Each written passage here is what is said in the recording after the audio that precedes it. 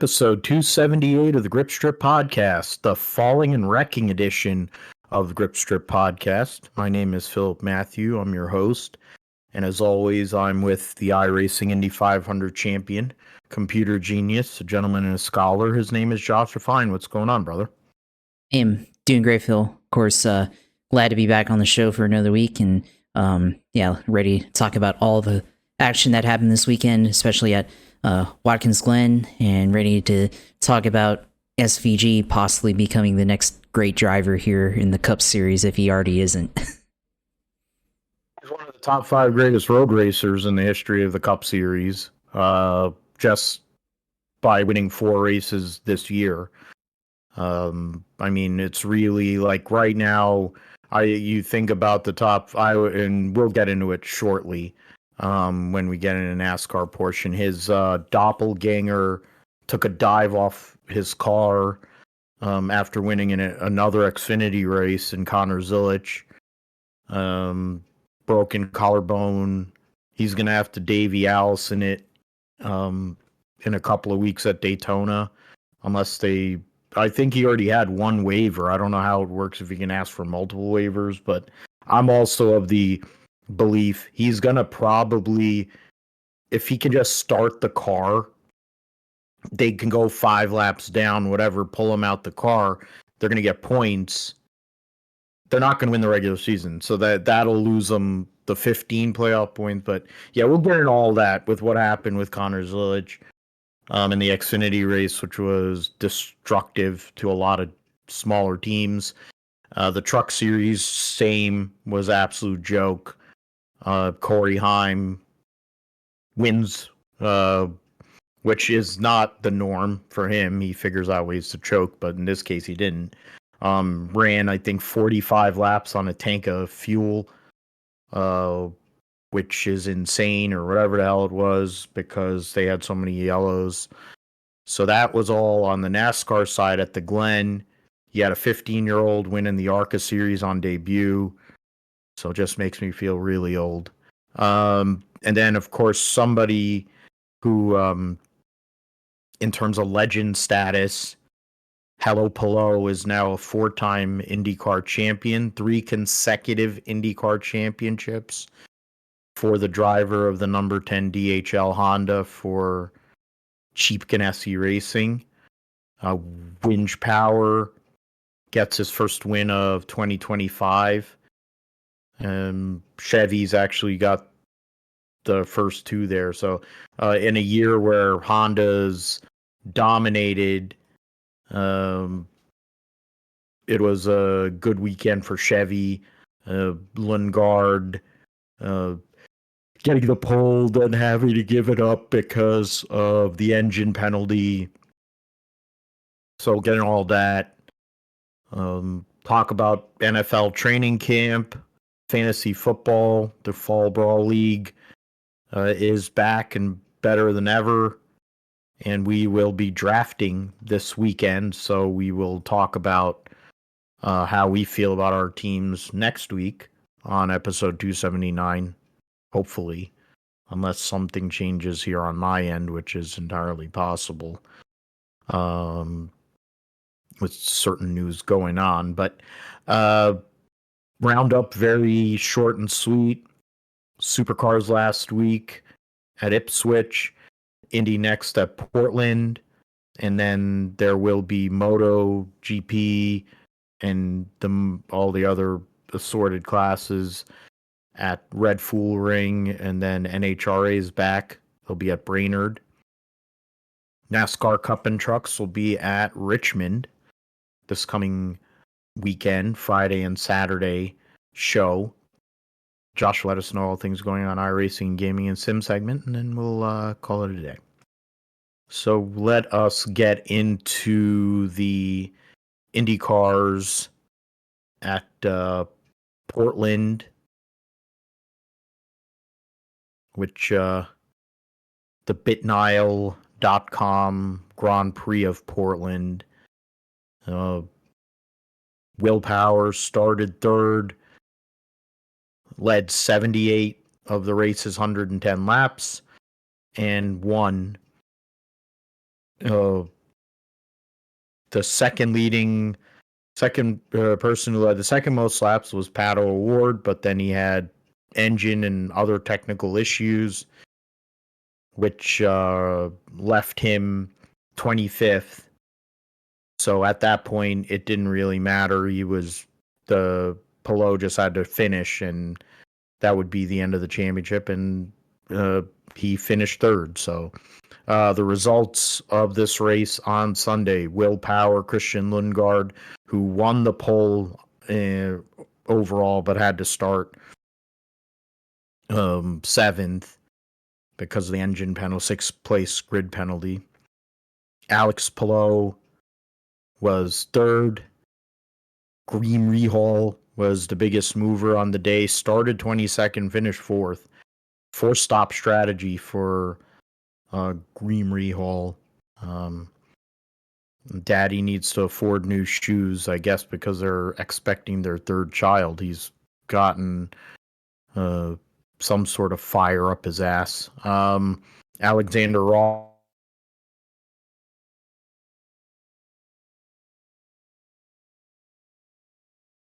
Callum Ilott from 24th to 6th with the Prema team, so credit to them.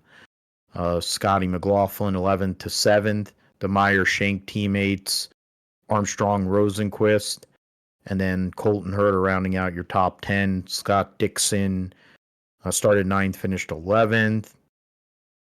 David Malukas had a rough day, finished a lap down in 19th. Kirkwood right behind him, who had a bad weekend. Ericsson started 10th and finished 22nd, so consistent with what he's done most of the year. Root Beer Floathead, after winning the pole there last year, was buried in qualifying and then had a wreck on the first lap. And then Connor Daly got absolutely destroyed by Christian Rasmussen, and then because of IndyCar's stewarding, nothing happened to Christian Rasmussen. And I don't have no problem with Christian Rasmussen. I do think he's really, really good, but he wasn't really good on Sunday, and that was just egregious. It's almost like fish lips level, driving standard, which I guess has become the new norm, which is where all these young drivers think they can run over people and it's okay. It's a bad precedent. Connor Daly getting destroyed. I mean, granted, their road course program is terrible, so it's not like he was going to do much, but to get sent at a high rate of speed is not good. It's not a good look for anybody. And it's I mean, there's a couple of angles here. I mean, Will Power, who was talking in the past tense about his Penske career, essentially saying that he's done, which at Penske, which is sad to say in a sense, but also you look at the history of Penske, whether it's Emerson Fittipaldi, Alonso Jr., Elio, Juan Pablo Montoya, all those guys, veteran drivers, accomplished, won Indy 500s for the captain, and they still were told, yeah, you have to move aside. And so now we're on that, on one of the worst years for Penske ever in IndyCars, probably going back to the late 90s for the last time they were this off and out of it. Power goes and gets that victory, huge win. He's going to be a sought after free agent by a lot of teams that have an opening. I'm not sure who does have an opening at this point, really, to be fair. There's that angle, and then, of course, Alex Palou becoming a 4-time champ. They talked to Dario Franchitti during the warm-up session the day before, and I've been a fan of Dario Franchitti for years, and I thought what he did when he won those 3 championships in a row was pretty good, pretty damn good, and pretty crazy. And I think he could have won even more. He had such a great kinship with that team that they had a great connection. Well, I guess whatever that was has moved to Alex Palou, and it's gone exponentially farther. I don't know. We could probably talk about both, Josh, but yeah, Will Power getting a win, dominating on a road course, which, for many years was the norm. And then the guy that finished third, which is the bigger story, an unbelievable year for Alex Palou. Still 2 races to go, possibly to go and win a couple more races, to win 10 races in a year.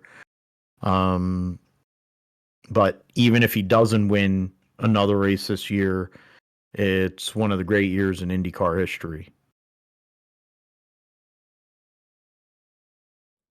Yeah, absolutely. I mean, for Palou, I mean, it's a historical season.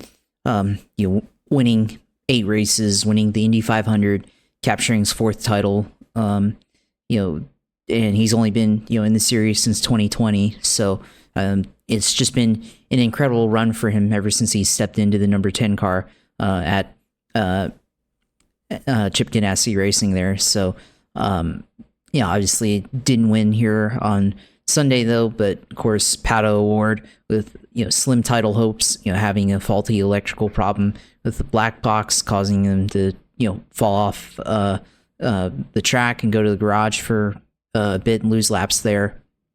Unfortunate deal there, but and at the time of that happening, he was at least in position to draw it out another race, but Pato of course had that issue, and from there, I mean, it was very slim anyways, and it could have just naturally happened on the track anyways. But yeah, Palou effectively won the title once that happened there, which I'm pretty sure was just inevitable anyways at that point. So yeah, well, I mean, for IndyCar, I mean, the championships in the past have all been fairly competitive, going down to the last race, at least mathematically speaking. But Palou was so good this year that he wraps it up 2 races early. So it's just been his kind of year, and have to give him and his team a lot of credit for what they've been able to accomplish there. But yeah, on Sunday though, of course, a lot of good racing there at the end between him, Christian Lundgaard, who was able to defend and keep the 2nd place position there at the end of the race, and trying to ultimately try to catch up to Will Power there. So yeah, that was ending of that race was fairly interesting to watch, and a lot of, I think, good racing, especially between the McLaren of Lundgaard there and Palou. So yeah, I mean, for Will Power, like you mentioned, yeah, it's kind of a trend as you mentioned. I mean, also Simon Pagenaud, Indy 500 winner, of course, ends up getting phased out eventually when they downsized from 4 to 3 cars there after 2020. So yeah, it is a trend there, and it is, I guess, if you're a veteran at Penske, I mean, Newgarden, eventually this might happen to him as well. I mean,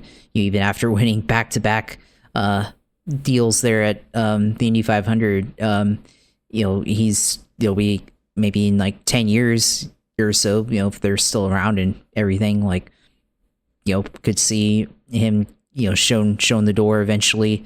And I'll say, granted, I mean, at least for Montoya and for Elio Castroneves, I mean, at least they weren't like completely getting let go. They went to the sports car program over in IMSA, but still, and they still did have a guaranteed ride at the Indy 500, at least for the next couple of years. But yeah, I mean, as far as full-time IndyCar goes, they were all still capable for the most part, and they all, I guess, eventually get shown the way out. And yeah, worst season at Penske and everything. And I guess everybody's, the rumors are all strongly saying that David Malukas is going to get that car next year. So I mean, it makes sense with the Penske connection to Foyt now. So, I definitely, think that that's more likely that probably will happen. At this point in, Malukas has definitely shown that he's capable. So,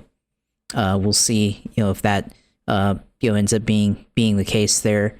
But, it seems like with, all the changes that happened at Penske this year, potentially letting go of another driver or a veteran driver here. I mean, it's definitely 2026 going to be a very different chapter, sort of turning over a leaf for Penske in a sense for that team. So, we'll see, that change, what ends up coming out of that. And, next year, if they're able to kind of show the Penske that, we're kind of used to seeing and not what we saw this year with embattled and controversy and all sorts of different things other than winning races there. So yeah, I mean, this race was definitely interesting to watch, of course, and of course, like you mentioned, Christian Rasmussen, who also, in addition to getting into Connor Daly there as they were battling it out on the track, he also kind of ran off Newgarden as well, or didn't give him room. Newgarden was trying to overtake him at one point, and he did, but Christian Rasmussen there didn't give him a whole lot of room there. So, another example there, and I guess definitely bad race in terms of driving standards for him and everything. And you'd like to think that would get policed, that kind of stuff, especially in IndyCar. That's that's something you'd see in NASCAR and stuff. And I mean, that's not really acceptable there either. But with I feel like IndyCar, especially with the exposed wheels and stuff like that, and how hard Connor Daly hit the wall, that was pretty egregious there. So that's unfortunate that didn't go penalized there. So and with them not taking any action there, but I mean, it was definitely it has been the best year in terms of competitiveness here in IndyCar, but we've definitely seen our fair share of winners here over the course of the season. Palou has dominated, but we've seen Pato O'Ward win multiple races. Will Power got back into victory lane finally this season, and we've seen Kyle Kirkwood grab a couple of races as well. So a lot of interesting things that happen here this year. As we go into next, now Fox owns a third of IndyCar now, so we'll see how that influences the series. And good on the drivers when they asked them about potentially going to a playoff format and them all rejecting the idea. So glad that they all rejected it and held their integrity there in that regard. So looking forward to seeing Milwaukee. I mean, the floods there, with Milwaukee affecting things. I mean, it seems like they'll be able to recover from that and still hold the race. So glad that's not being affected too greatly or anything like that. But last two races here after multiple road courses, now we have a couple of ovals here to end the year. Yeah, and it's something, I mean, I guess now there's more intrigue in terms of silly season now. Pato trying to get second in points. Some other battles in terms of the points overall. We can go into that since I mentioned that. And then they don't show leader circle here on the website, which it would be good if they did, but they also have the charter system now, so it also doesn't really, I guess if you are outside of the 24, you don't get certain bonuses. But Alex Palou has a 151 point lead over Pato O'Ward, who in turn has a 49 and 59 and 64. 64 point lead on Scott Dixon. Then it's somewhat interesting there. Dixon, Lundgaard, Kirkwood, 24 points separating those three. So still intrigue there. A great battle between 6th through 9th only separated by 11 points. Power, Rosenquist, Herta, and Armstrong. Malukas 2 points ahead of McLaughlin for 10th in points. And then you have Renus VK in that mix as well, 15 points back in 12th. Root Beer Float had lost a bunch of points. Rasmussen, even though he hit everything but the lottery, as Connor said, 13th in points.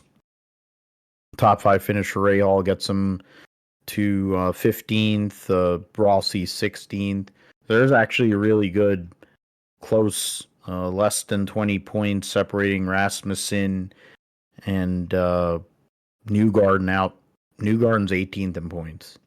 That is insane. Two-time IndyCar champion, two-time Indianapolis 500 champion, 18th in points. Is pretty crazy. Yeah, so that's the... And then in terms of other, Abel, DeFrancesco, so the 77, because I guess the guys at Prema are not chartered, so the actual number that still probably does count as part of the leader circle. So yeah, the 77, 30, and 51 would be outside. They're there. All those guys are there because they bring checks, so kind of makes sense.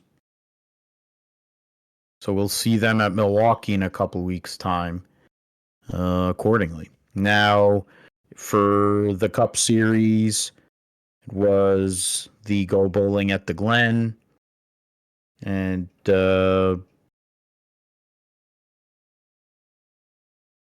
pardon the terrible bowling pun, but Shane Van Gisbergen struck down the whole entire field. He led the most laps, won by 11 point whatever seconds. There was not a caution after the second stage break. He led the last 16 laps of the race.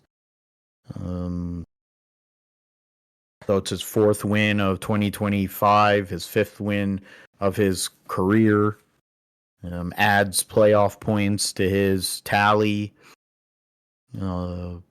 SVG goes out there, starts second. He lost pole to Ryan Blaney. Blaney led early in the race, led a good amount of the first 50, the better part of the first 53 laps of the race. He led, 18 and was it 16 over there? Or 17, yeah. He led 2 segments for about 35 laps before SVG really took over the race there. You had, SVG, Christopher Bell finishes second, Christopher Buescher third, won stage 1, William Byron fourth, piling on the points, adding on to his lead for the 15 playoff points. Chase Briscoe, another top 5 after starting third, led some laps.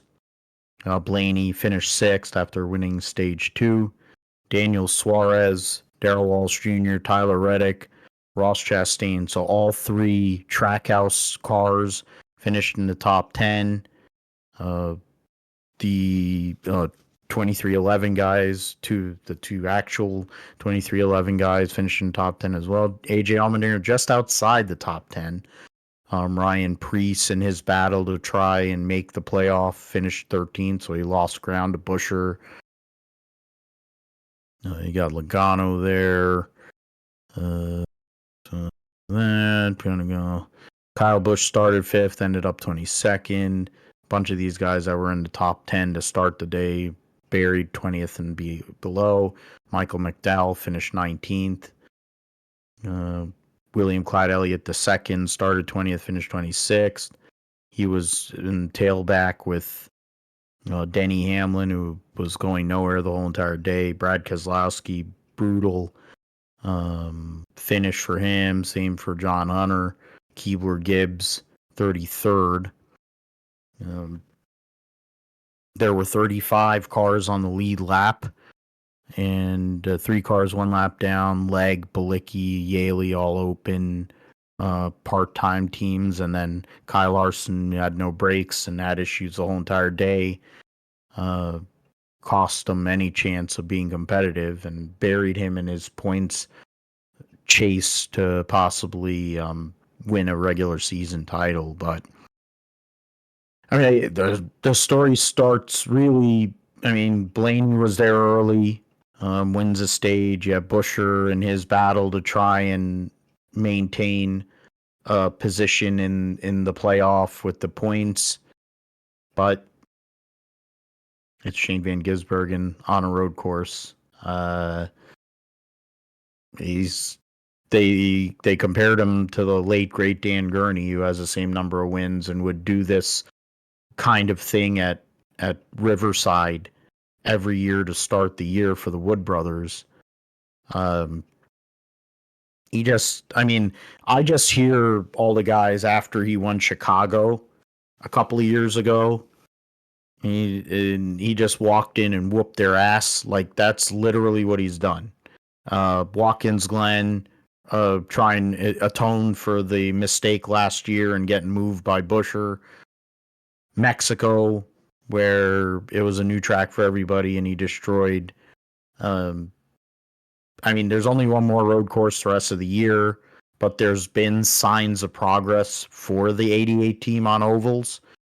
So with the amount of points they have, with the progress they're making, they're not going to, I'm pretty certain they're not going to be in the championship.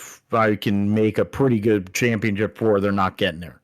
The final 8 is starting to look like there might be a possibility, actually, because the way that the playoff rides, the second round ends with the Roval. So, he has a lot of points to where he could make it just straight on points, but he does have the backup with the road course. And it's crazy to think for a guy who's 25th in points, Josh, that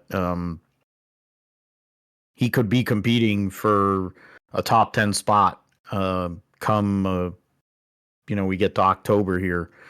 But the guy is a great race car driver. He just is. And Sunday was yet another example of that.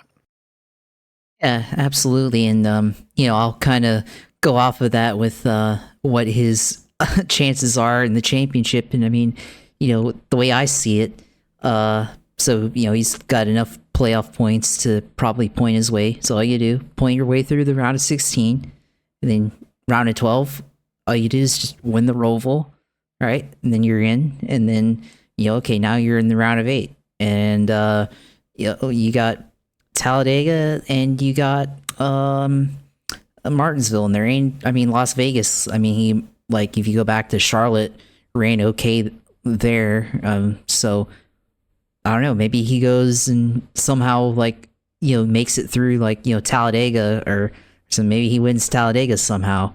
There'll be a coordinated effort between Trackhouse to, like, push him, if he is in the round of 8, to get him out front and get in the lead there, so then he's in the round of 4, and then, or championship 4, and then, maybe he goes, they're gonna cheat up.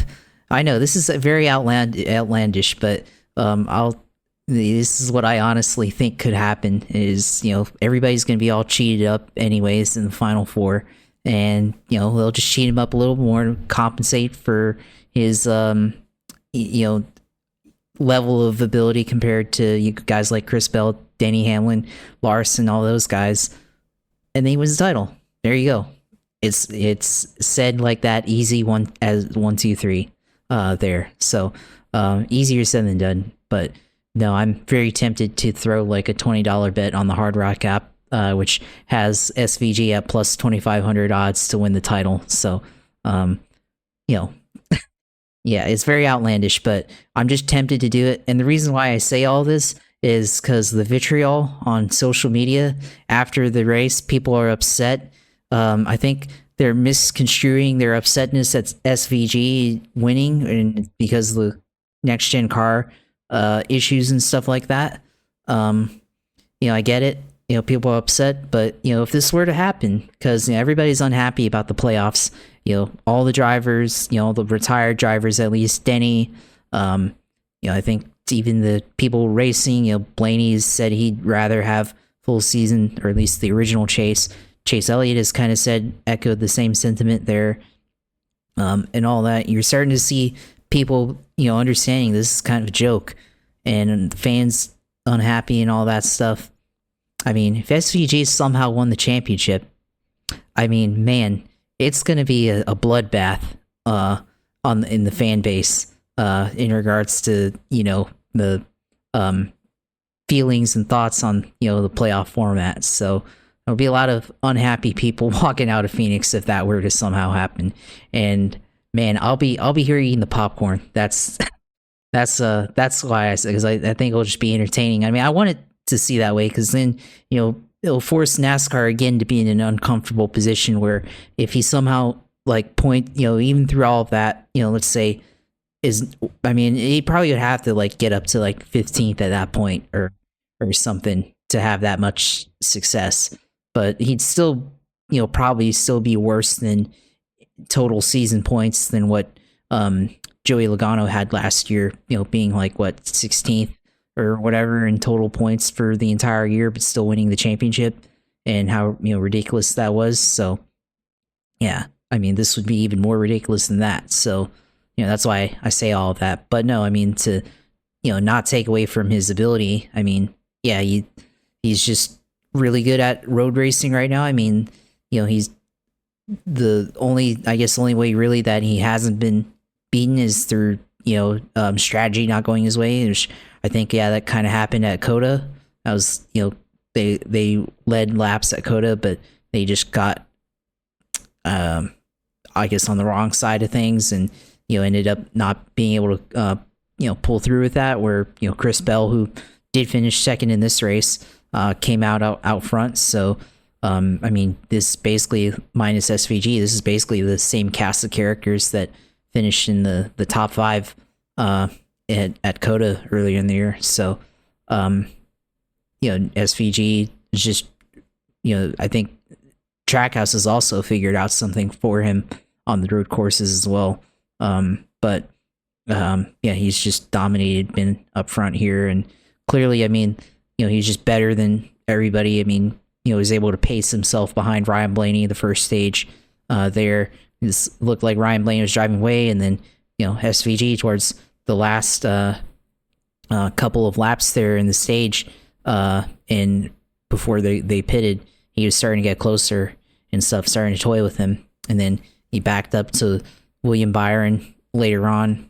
William Byron burned up his tires and fell back, and Shane goes on to win the race. So just very very good, and just knows how to road race better than anybody else currently in the field. So it's been quite a run for him here in road racing here in NASCAR, and it's definitely going to elevate him to have some at least to say round of 8. I think that's definitely plausible here for round of 8 for Shane Van Gisbergen. But the rest of the field, you mentioned Larson, brake issue there, still got the fastest laps, so that's going to count for something eventually there, and everything. And then Chase, he had, I mean, he was up front first stage, but then I guess they had a bad pit call, and that kind of set them back there. Denny, bad race again on a road course. So William Byron, of course, was up front for it. So looking like William Byron's getting closer to having a regular season title here. You're just gonna have to come down to Daytona more than likely, and not have a problem there and everything. So this race not as chaotic as compared to the Xfinity or the truck race. there's a little bit of action. Ty Gibbs, John Hunter Nemechek got into it, and everything, and there wasn't really too much there. I mean, there wasn't really. At least TV, it didn't look like there was a lot of passing, but obviously up front, SVG dominating. But throughout the field, I mean, there was at least some elements of passing, but they just weren't able to really focus in on that, and you had to kind of go back and look at it on the onboards there.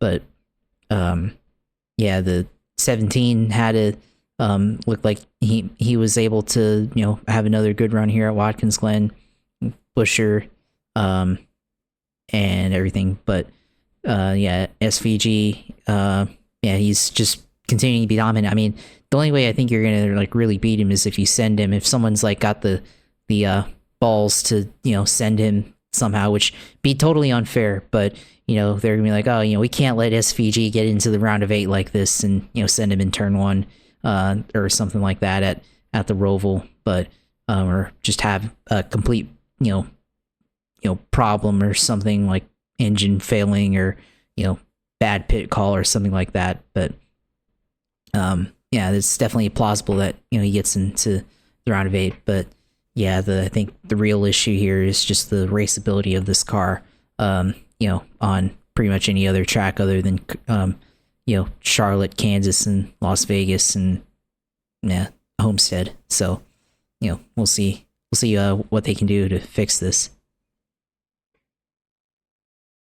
I mean, I think we did this all these years ago because of No Neck winning 6 races in 2003, Matt Kenseth winning 1, but absolutely mastering what the Latford system was all about, which maximized top 5s and top 10s, and he, I think, fell out of 2 races the whole entire year, and one of them was the final race of the season. Then they made the original chase format, and they've changed it I don't know how many different times. You would have thought when Matt Crafton won the championship in trucks a few years ago, when he didn't even sniff winning a race, that would have been the place to change it. You had Joey Logano, who was whatever the hell in points last year, not really anywhere, needed 94 green-white checkers at Nashville to win a race, and then he goes and wins his 3rd championship. They didn't change it then. It's the same way as they are with this stupid fucking car, where it's obvious that there's multiple issues with it, especially on short tracks and road courses. Short tracks, road courses, and super speedways. So 3 major cogs of the 4 that make up the Cup Series. And they're not doing anything about it. And you're consolidating how many teams that are in this series too. So it's not like there's that many people that you're selling to, but then you're selling this inferior product. Then you're putting an inferior product on the racetrack. SVG is SVG. The dude is a multi-time V8 Supercar champion, has won in numerous types of cars on road courses. The guy is in his 2nd full year competing on ovals in a stock car. So, I mean, and he's in his mid-30s. The guy's been driving for most of his life. He's and one of the best talents that we've seen from abroad, period. And people want to hate it, and that's fine. And I mean, I like it too. I get a kick out of it the same way as you do, Josh.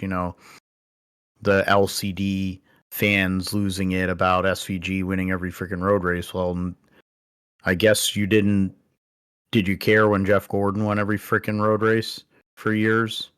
Or Tony Stewart won every road race for years? Or even, let's go even further back. And in the old days, when it was either Ricky Rudd, Rusty Wallace winning road races, or Terry Labonte. It's just the way of NASCAR, that there's time, each era is there.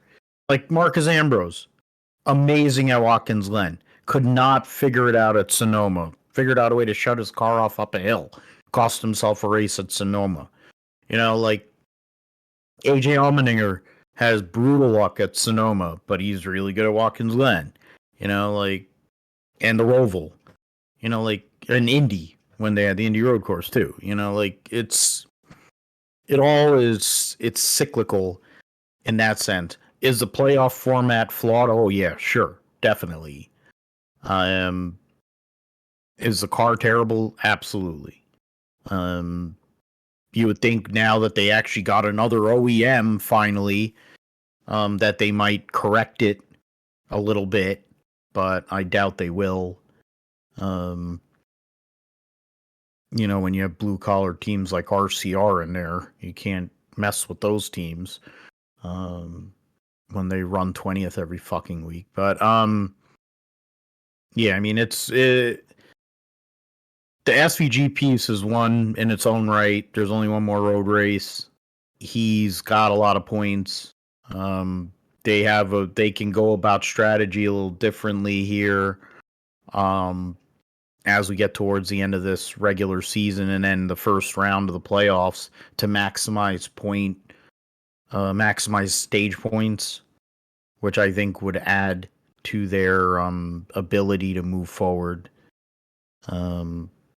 The playoff format and the cars, its own, those are the bigger problems that exist.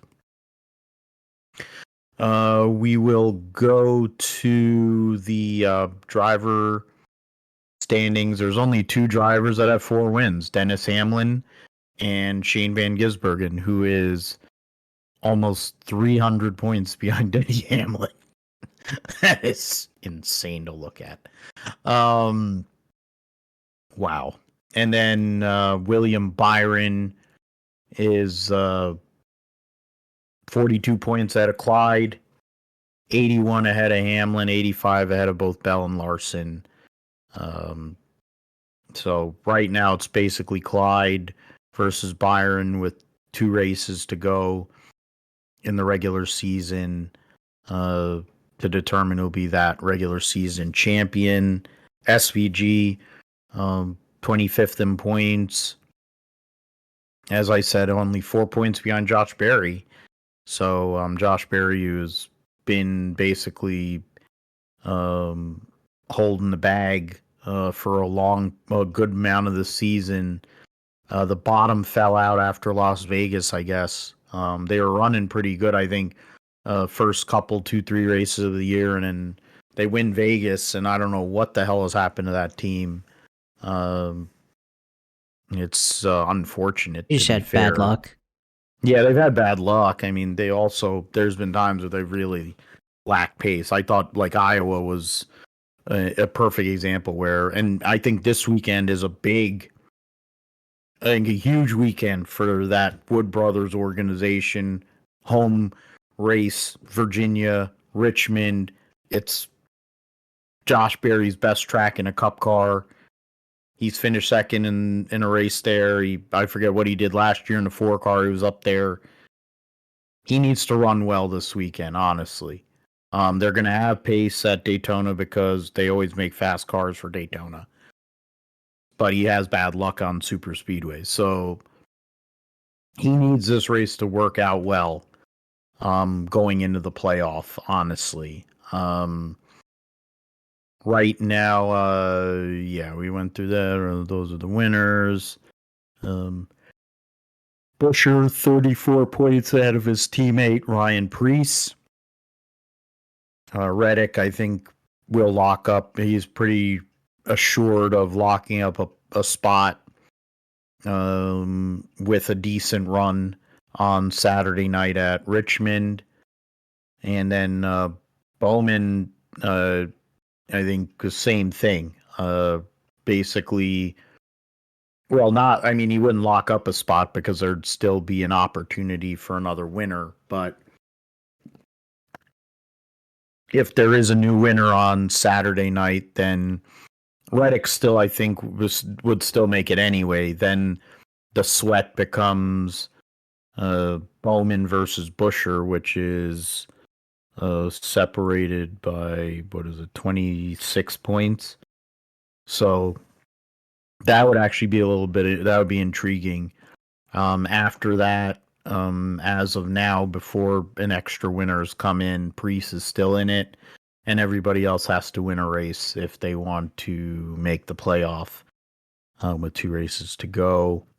I mean, we got the playoff points I mentioned, because I need to bring up let's see if Racing Reference actually updated theirs. I'd rather look at the Racing Reference. They actually have more detailed statistics. So right now, yeah, we got the playoff points, of course, Hamlin, 24, Larson 23, and SVG 22. If Byron were to get the 15 at the moment right now, that would mean he'd be at 32 points. So give him a small point lead going into the start of the playoff. In terms of top 5 finishes, it surprised me. In terms of how good they've been running. Briscoe third, or tied for second, or tied for third right now, or no, third alone. Sorry. Tied for first is Hamlin and Larson with 11. Briscoe has 10. Then in terms of top 10 finishes, or tied for fifth with a host of drivers, including Clyde, Hamlin, and Blaney, and Buescher. So most poles in terms of laps led. Yeah, he hasn't led a lot. Or no, he has actually. 1, 3, 4, 5, 6, 7th. 7th in laps led. Average start I mentioned is the best average. In terms of average finish, he's got the 3rd best average finish at the moment, and then running at the finish is a bit of not so good. Lead lap finishes, he's 2nd in lead lap finishes. So there's a lot good there. I'm not a fan of James Small. I'm still not a fan of James Small, but they're running good. So it's something and someone to look at as we move towards this playoff with 2 races to go. And Richmond is a track that he's been pretty good at over the years. He won the pole for the 500 too, so we'll see what happens with that. All right, the Xfinity Series, Mission 200, Connor Zilic wins the race, got into SVG going into turn 7, and destroyed the 9 car, and that was really the battle. To be fair, that was basically it. After that, there really wasn't a discussion. You got, so right there, Connor Zilic gets the stage 2 win, and then wins the race, leads the most laps, 60 of the race's 82 laps. It was, yeah, no, so it actually went to the scheduled distance. Mayer 2nd, Sammy Smith 3rd, Hank Hill 4th, Carson Kvapil 5th. So 3 JRM cars in the top 5, 4 in the top 6 with Allgaier. Austin Green with the top 10. So I think you picked him, Josh. So credit to you on your wild card there. I at least got the winner, and there was a possibility that I was going to get the 1st and 2nd place, but we know what happened, and we'll talk about it. No, I actually picked the winner there. That's nice. IndyCar, yeah, we both missed on that, but yeah. Oh well. And trucks, yeah, it was a whatever. Eckes from 36 to 8th, so credit to him. Buckshot Jones and Harrison Burton round out your top 10. Allgaier won stage 1 to get an extra playoff point there. Kaz Gralla finished 11th. Yeah, 22 cars ended up on the lead lap. And then, you had Sanchez, who was involved in that big wreck that involved Michael McDowell after Hank Hill destroyed him. Took out Sawalich, who was having one of his best runs of the season. Tire came off of the 11, going through the short chute between 5 and 6, or 9 and 10, depending on how you count the corners at Watkins Glen. Took out other guys, including Balicki, Ryan Sieg, Ryan Ellis, and Kyle Sieg. There was the wreck with Sheldon Creed that involved, what was it, Parker Retzloff, I believe. Yeah.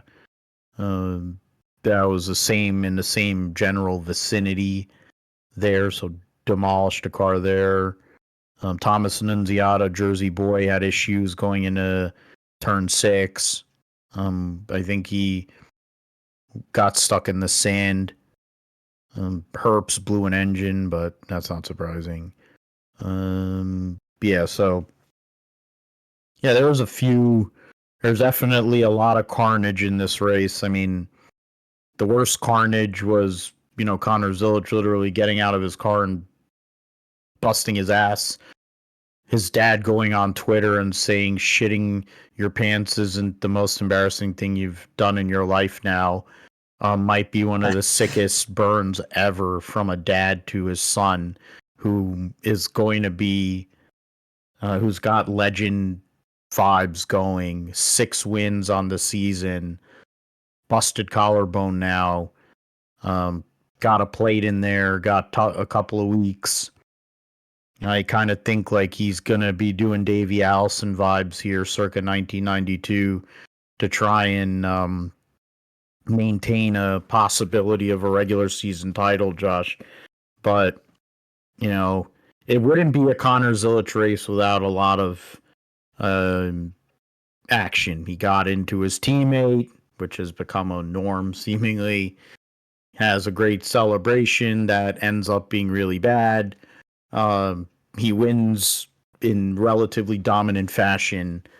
The guy is box office for sure. And we'll get into the wrecks with Hank Hill and then Retzloff and then some of the other crap that went on shortly. But Connor Zilic, man, he's sick. And he went on DBC, owned all that other stuff too. So, and give him credit for that. Him and Josh Williams went on the DBC there. So, after what started out as one of the better moments of his short life and became one of his worst moments of his life in quick succession.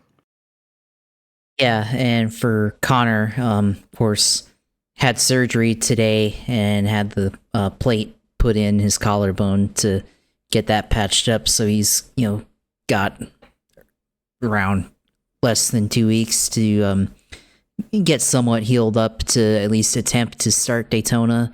We'll see if, we were talking about like, can you get another waiver or not? But I don't know if that's possible, but definitely, try to just start the race and first caution, hop out and, have a backup driver, come in and pick up for him as he, heals up and everything. But yeah, what a, really bizarre but unfortunate deal there in victory lane to, slip, just, off the window net into, bust your ass on the ground like that.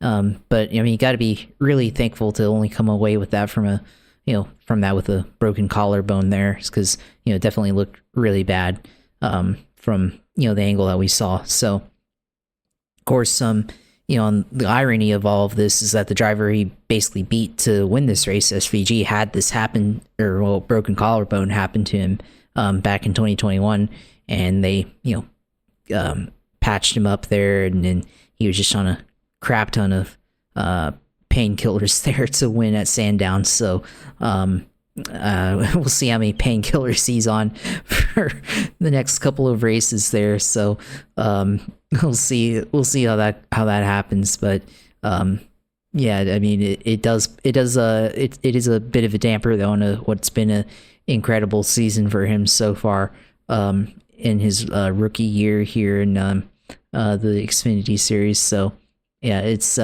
definitely something to see there. So yeah, we'll have to see how he feels in the next couple of days, and what the decision is, I guess, for Junior Motorsports and for Trackhouse to get him out there to compete for the regular season title against his teammate there and Justin Allgaier. But yeah, the incident there with SVG, I mean, that was a really interesting deal because you saw SVG just use every way to hold him back from passing him there, and it seemed like I think at some point he was just going to get around him there, but he probably could have waited, just let him have the spot back and just try again in turn one or in the chicane there to get him back. But I guess I mean, they're really wishy-washy on whether it was intentional or not, but I think it was just a matter of just aggression there and just trying to get back in line and everything to get behind SVG. But I think also we've actually kind of seen this before from Connor Zilic at if you've seen like Back in the Car story, he's had some moments kind of similar to this, but I mean it could be that's his driving standard in a way, but SVG, I mean, that was definitely pretty hard impact there as well. Got sent into the wall, and saw the car 3 or almost all wheels come off the ground there. So yeah, it was pretty tough impact there, and he just otherwise wasn't as handling as well there to overcome Connor Zilic's challenges there. So of course Zilic under pressure from Austin Hill there and everything to get around SVG. So yeah, that was definitely, I think probably like something happening between them was probably inevitable. When you ever have two cars that are just really good, two drivers who race each other really well, I think that's definitely can be a result sometimes where you're just fighting so hard, and eventually you just one of you guys just ends up taking one or the other out. So I think that's just a matter of kind of a racing deal in a way there. So we'll see, I guess, in future events what the dynamic, and even into the Cup Series, what the dynamic is between SVG and Zilic there. But for Austin Hill there, who was running third, of course, next caution goes and bumps out the 88 out of the way to briefly take the lead there. Of course, big incident there with Michael McDowell off the carousel, and just try to pass him on the outside, and then trying to get back onto the racetrack after being on the runoff.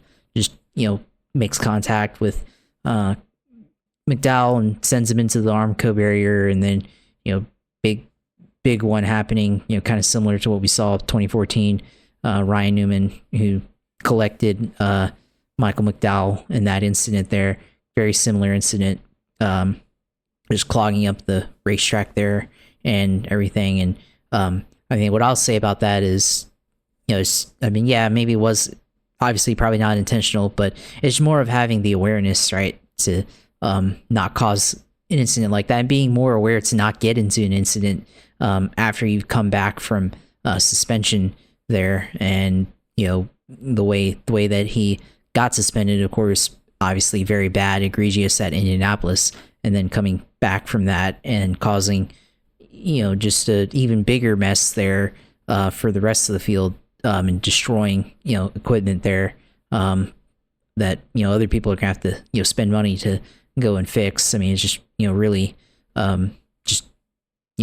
really bad to have that happen.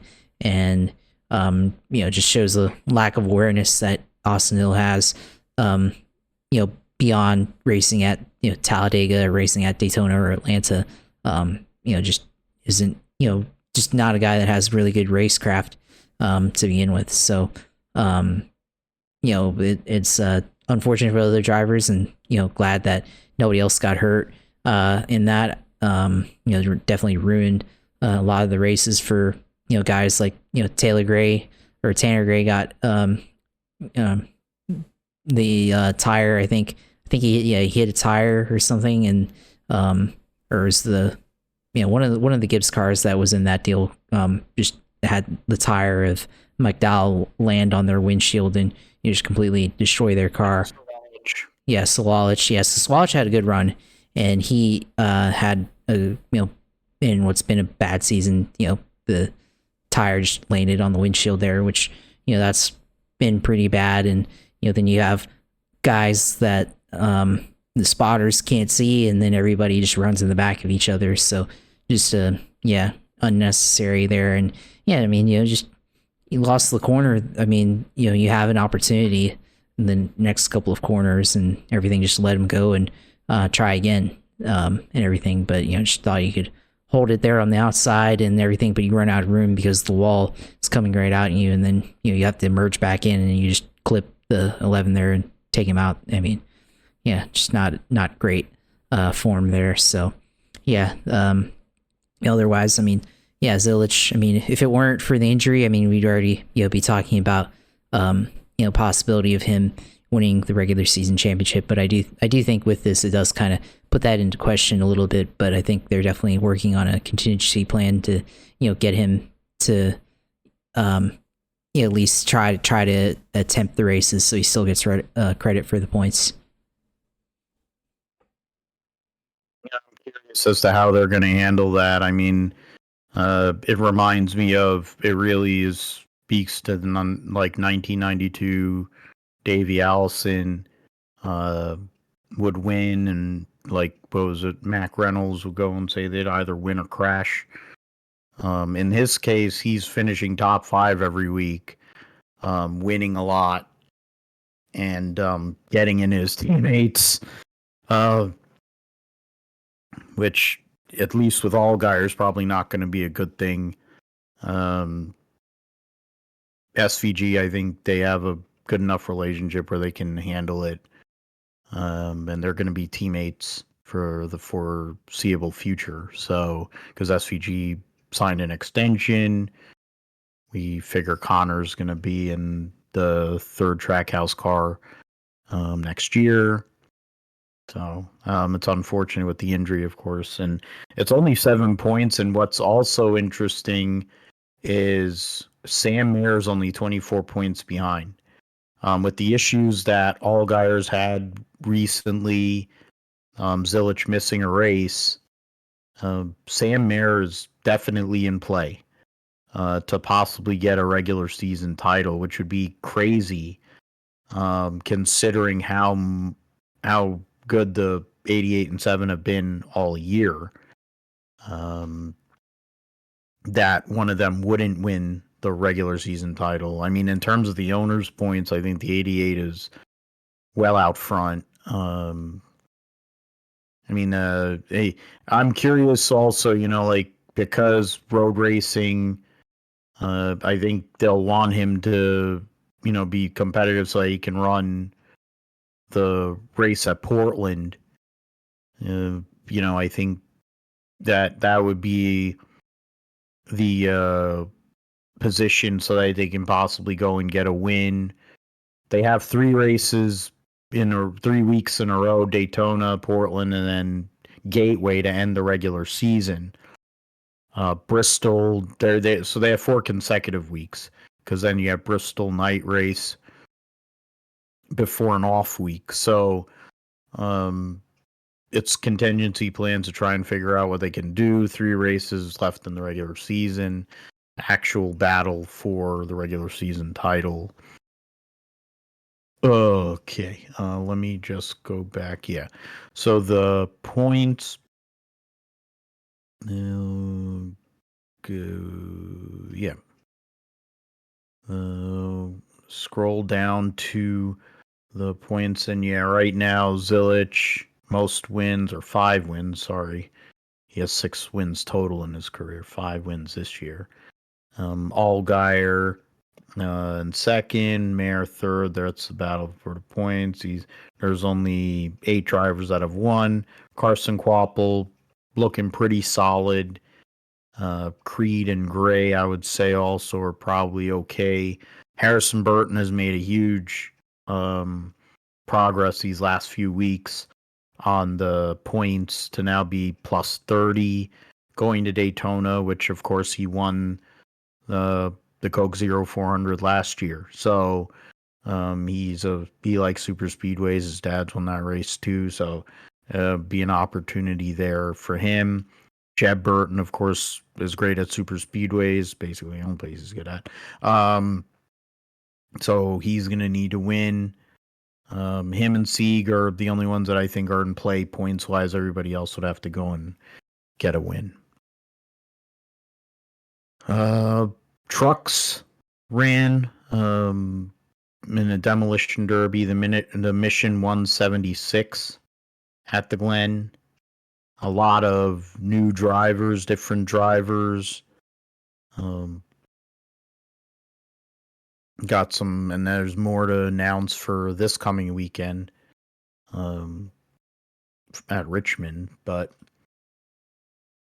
in this race, it was a battle between really Corey Heim and Chris Bell driving the Halmar Friesen truck. And Corey Heim won the pole, won the first stage, led the most laps, and got a victory. His 17th Truck Series win of his career. So great. I mean, he's been around, I don't know how many years. The truck race went 81 laps, so it almost went 200 miles. I forget what the scheduled, I think it was supposed to be 72 laps. So they went 9 laps past scheduled. Almost got into the darkness countdown there. Darkness! Daniel Hemrick finishes second, Gio Ruggiero third, Chris Bell fourth, Tyler Ankrum fifth. So 2 McAnally trucks there, along with the 2 Tricon trucks. Sammy Smith sixth. Ty Majeski from 33rd to 7th. Connor Zilich 14th to 8th, driving for Nice. Matt Mills just behind him. Pretty surprising. Lane Riggs just rounds out your top 10. Wesley Slimp from 29th to 12th in the other Halmar truck. Andres Perez de Lara had a good truck, but unfortunately wasn't able to finish the deal there. Derek White finished 19th in the Carl Long truck there. Brent Cruz in his first Truck Series started 19th, finished 17th. Christopher Buescher finished 3 laps down and 22nd, involved in one of the many incidents late, along with Chandler Smith. He ran up relatively up front. Ben Rhodes was another one that ran decent and then got destroyed. Chastain there. Tanner Gray, Kligerman, suspension issues, finished 31st. Kyle Busch, steering issues, only ran 13 laps. Caden Honeycutt basically starting parked to keep his championship hopes alive as he driving for Young's before he jumps into the 52 for the rest of the year. Rajah Caruth, issues with his brakes, finished 32nd. So, I mean, it was just a destruction derby on Friday. It wasn't a great look in general for the Truck Series, but, Garcia would lead Rhodes at the cutoff by 11 points. Oh, that's interesting. Because Stuart Friesen has not asked for a waiver, and they've basically already said that Honeycutt's going to run the rest of the season, they're essentially saying that he's done. And he, well, I mean, he is done. There's no fucking way he's going to drive the rest of this year. So essentially now the cut line moves. Honeycutt is tied with Jake Garcia, and it would be those two guys and Ben Rhodes right now 11 points back with only one race to go. So there actually is a little bit of intrigue on this cut line. Or no, Jake Garcia is minus 50. Okay, so he's 11 points ahead of Ben Rhodes. So yeah, there you go. All right, so that would be the battle right there. The two teammates for ThorSport battling for that last playoff spot outside of whoever, I guess. Like, I mean, Enfinger or Majeski or Honeycutt, I think any of them could win, so it really would be that 11 points. It would be interesting. But yeah, Corey Heim gets another win in 2025. We've joked around that he probably could have won every single race this year and it wouldn't have been a surprise, or a vast majority of them. And I think it's more of a case of what we say this every week. I think it's simple. Is he going to Denny Hamlin this in the playoff, or is he going to close? That's really what this is about at this point, because he's so far ahead of everybody else. It's Corey Heim and the rest of the field. I don't really see who. I mean, maybe the front row trucks, maybe Daniel Hemrick, because he just knows how to points race and he just is that kind of guy who's a championship. He knows how to run for championships and is a championship driver. But I mean, what's really going to stop Corey Heim other than Corey Heim, right, Josh? Yeah, I agree. I mean, Corey Heim, or something happening to Corey Heim there in the championship here. But I mean, yeah, I'll be honest. I mean, I only saw the ending of the race there with Chris Bell looked like he was going to run away with it, and yeah, Cup driver driving for subbing in for Stuart Friesen and everything like that. Thought that would just take place, and then guys keep wrecking, things keep happening and delaying the end of the race, and then they just kept. It's like they couldn't make it through the bus stop there, but it looked like at first Chris Bell would win, but then he just didn't have enough fuel to make it there to all the green white checkers, and then for Corey Heim kind of got a comeback there from kind of being mid pack and having a chance there at the end to go and win the race. So seems like luck is maybe better on his side. I mean, we've seen in the past where he didn't have as much fortune throughout some races and everything. So I think for Corey Heim, coming through now with where he didn't have the best of fortunes throughout a race, now coming through here and winning, it's definitely looking like maybe things will turn out better for him in the playoffs here.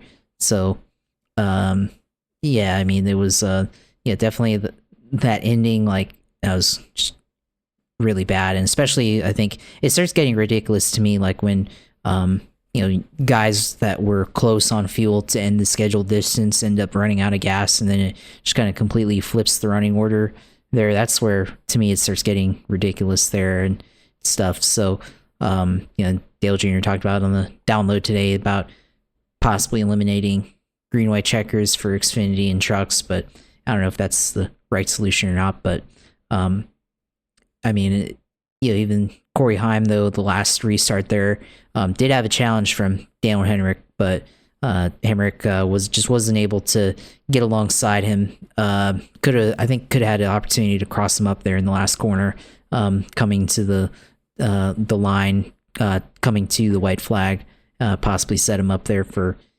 passing him into turn one potentially, like that. But once again, yeah, Corey Heim goes out here and wins the race once again. So, if he doesn't win the championship, it's just another indictment on the system here with the playoffs. So, unless he does it to himself, which I still think it would, just be an indictment on the system anyways. But, if all things go smoothly and he makes it to the championship 4 and doesn't win, I mean, yeah, it's just really bad. So, obviously he deserves a seat up in the Cup Series, which, looking like potentially that could be at 23-11, or perhaps maybe even they have to farm him out for a year or two until seat or an opportunity opens up. So we'll have to see. But yeah, he's proving he's currently the best driver, above everybody else right now in the Truck Series.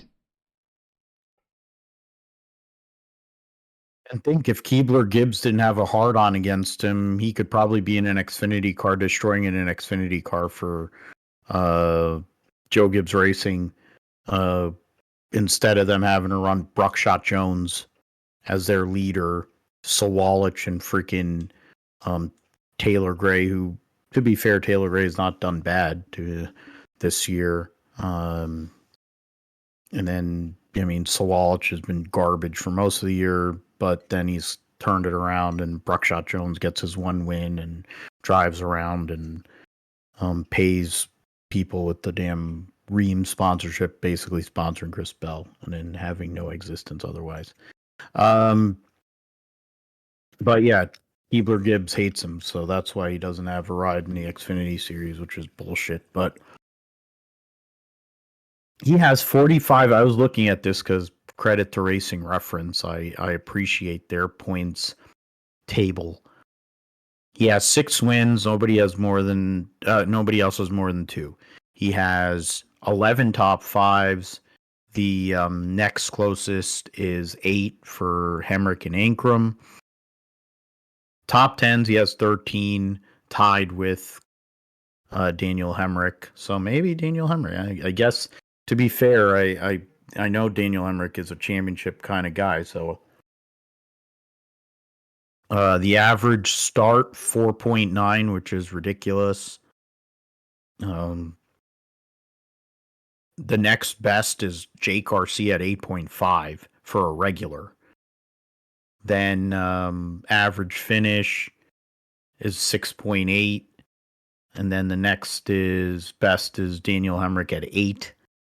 8th place. So Corey Heim tied with Crafton for the most running at the finish. Lead lap finish, he's second behind Daniel Hemrick. So I guess I answered my question about who could contend or compete.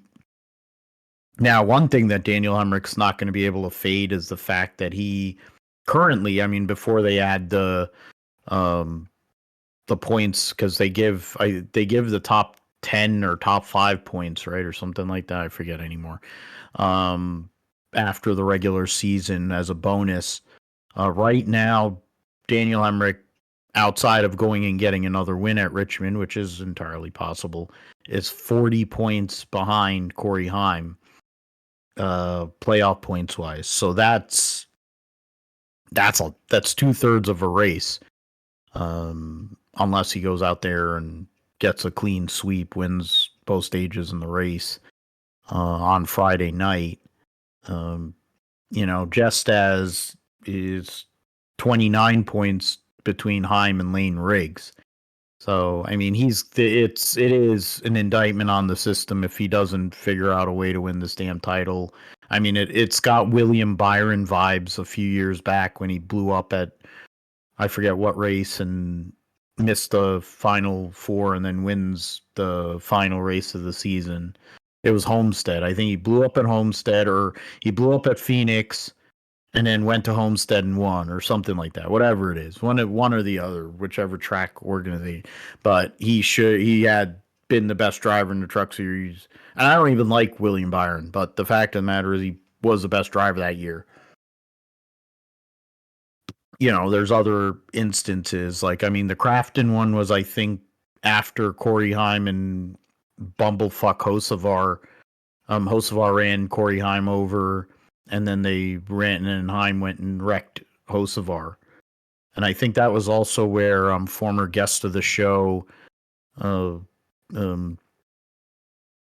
Dawson Cram, spun out with like 2 laps to go or something. Or I might be mixing that up with one of Ben Rhodes's titles, to be fair. But yeah.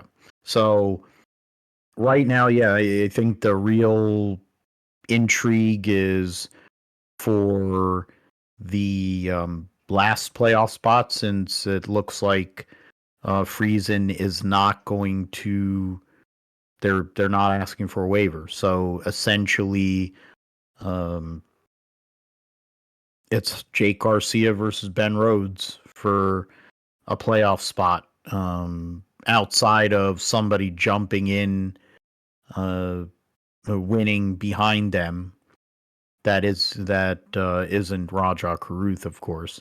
So if it's somebody that's behind those guys, say Gio Ruggiero, who actually is only 21 points back. So if Gio Ruggiero perhaps goes out there and gets a W, that could go and turn the back end of the playoff on its lid, but we will see.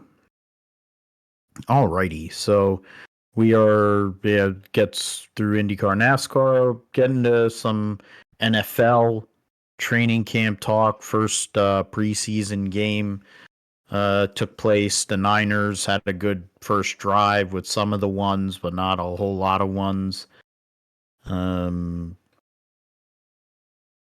So they, but otherwise lost to Denver. What's it called? We got some news here. What is that? Rondale Moore knee injury. So that's pretty brutal. Significant right knee injury. Dash and punt on his first snap and suffering or being tackled on the sideline. Yeah, so no Jordan Anderson for 3 games, no more than his job first in with hamstring. Yeah, so yeah, they're not in good shape wide receiver wise, and then of course you have new quarterback there. Josh, you had the debut of your Heisman Trophy winning dual threat in why am I blanking? Jacksonville and Pittsburgh. Jacksonville and Pittsburgh. Went out there, and what were your thoughts on what you saw and what you got out of some of your Travis Hunter, et cetera, et cetera? Yeah, I mean, real quick on that, I mean, looked like at least the offense had an identity this time. I mean, looks like the passing concepts kind of built off of each other, and they were able to run a jet sweep that I think they can build off of and run multiple plays out of that formation. So on 4th down, they ran that, so that's good. There on that first drive with the starters, Travis Hunter, of course, all eyes were on him for that event, but I mean, he had 2 catches, had one that was nullified due to penalty there. Last catch had a bit of try to turn around and go, but he slipped and got tackled there. So, he'll have to work on that to, outrun an NFL defender rather than a college defender there. For me, on defense, saw him a couple of reps there on defense, was able to cause a coverage sack, great coverage when he was, covering a wide receiver, but there's, a couple snaps where trying to get the tackle on running back, missed on that. So that's going to be the interesting part there. I think it's not really his stamina, it's whether he can, sustain the hits, I guess, when you're, wide receiver getting, hit going over the middle or, coming down with the ball or versus, playing defense and having to make a decision on whether you have to tackle a player like Derrick Henry or not. So we'll see how that goes. But which thankfully Derrick Henry is not in the division anymore, so that's good. But Overall, solid debut there, but I think the real takeaway is the kicker for the Jags with a 70-yard field goal before half, which that could have been at least a 72. I think he had enough, a couple more yards on it, maybe even 75. But I've been seeing, people talk about in warmups, he's been able to hit it from 70 yards in warmups. So I'm not really surprised by it, but glad that the protection held up, to be able to do that there. And glad that he was able to make that. And of course, the fact that, it's preseason, so it doesn't actually count. Come on, man. It's a 70-yard field goal. It should be an NFL record, but it won't be officially a NFL record. But the Jacksonville, we might have the best special teams in the league. I'll say that with the kicker and the punter back there. I think we have a good case to bring up that we have the two best kickers in the league sitting here in Jacksonville. But it does open up the possibility, half. I don't know if they do it like in the middle of a quarter, but end of half, right? Oh well, they only need to get to.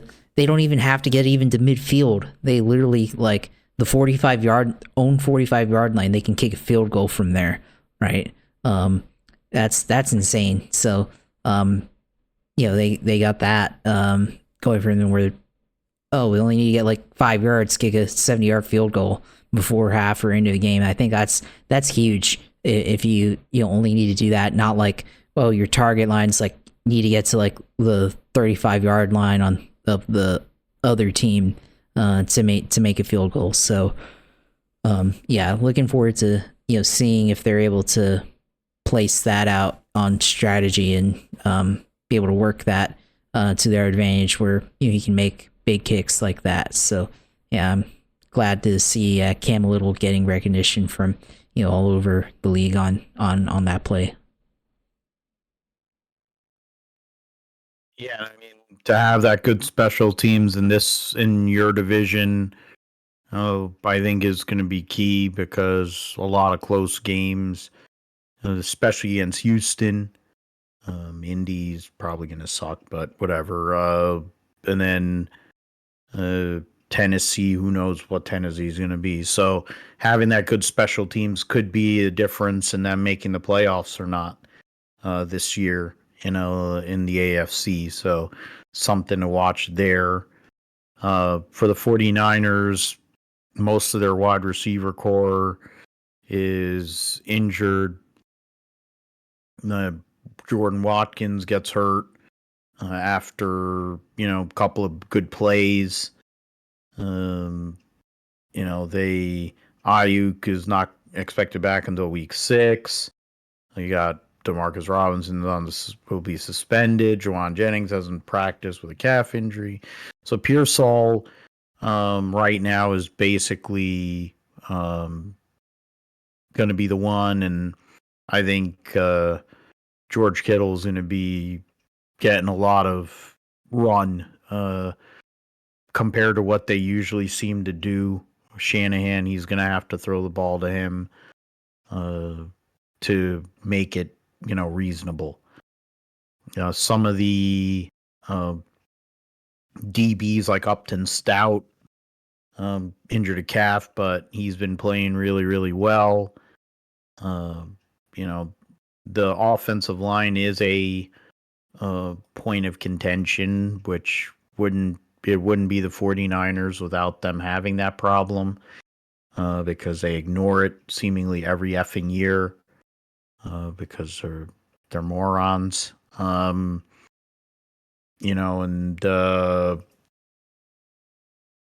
I also, you got Jeff Wilson Jr. getting signed to be one of the backups again after returning. So that'll be interesting. See how he's able to provide an additional body in the running back room behind CMC. Defense in the one, I think, one series, or they played against the ones for Denver and were able to get a couple of sacks on Denver there. So, I mean, Chris Kurek,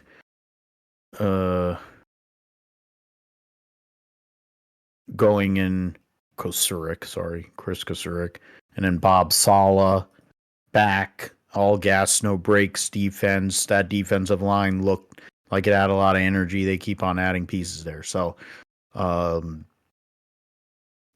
think, like I said last week, they're going to take a step forward towards what they usually have been over the years under the Shanahan regime when they've been good on defense. And I think that'll make things a lot better for them, even with a dearth of skill position talent. The offense not looking as solid minus, Brock and GK at the moment, and Pearsall.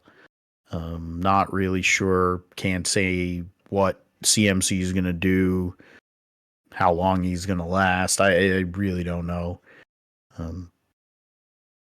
Same thing for Trent Williams, to be fair. And he basically, his productivity and being out there is what's going to determine whether or not that offensive line is functionality. But yeah, so I mean, there's other battles on the roster, of course, roster spots. I think the depth is going to be something we're going to have to always keep in mind, because it's always been a problem for the 49ers since they seem to get hurt, have players get hurt all the effing time. And in this division, considering Stafford is hurt, and it doesn't seem like it's getting any better. Seattle's on a, kind of a pseudo rebuild with Sam Darnold as their quarterback and a lot of new parts. And then Arizona's Arizona. So even though they do have some good players there, like McBride, they're not that great. So there is an opportunity in this division, with a decent season, to go and make a playoff push if they can keep things together. So that's something that the Niners have to keep in mind after missing the playoffs last year. Usually when they miss the playoffs one year, they bounce back very well the next. And it would be a great year to go and bounce back and make a real run, because Super Bowl 60 is in Santa Clara. So we'll see about that. And fantasy, before we go into the roundup, I mean, we're going to have our draft, and of course, part of one of the things, we don't have kicker, we don't have team defense, we have individual defensive players. So it puts the additional piece of having to look at some of the best defensive linemen, some of the best DBs, and of course linebackers, which, I mean, green dot linebackers, that's what, we're all going to probably try to get. Or you can either do that, or you can take rush linebackers to get sacks. So I have to make some adjustments on the scoring. I have to remember to do that. But the IDPs are there. You have those other things. The tight end is not a mandatory.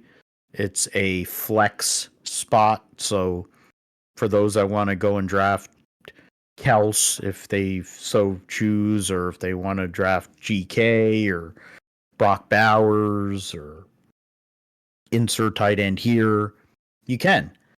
Or you can sign one on the waivers after the draft in lieu of a wide receiver or running back. The quarterbacks, of course, with a super flex in our league, the draft goes completely haywire compared to the usual draft.